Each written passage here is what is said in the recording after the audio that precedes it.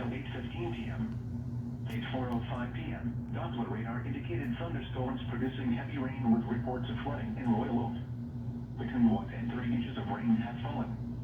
Additional rainfall amounts up to 1 inch are possible in the warned area. Flash flooding is already occurring. Hazard: flash flooding caused by thunderstorms. Source: radar. Impact: flash flooding of small creeks and streams.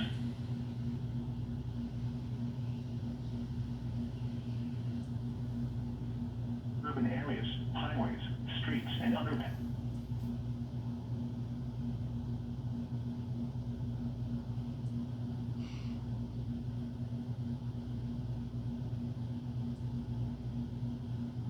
Madison Heights, Oak Park, Hand Traffic, Ferndale, and Hazel Park.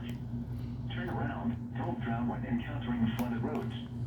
Most flood deaths occur in vehicles.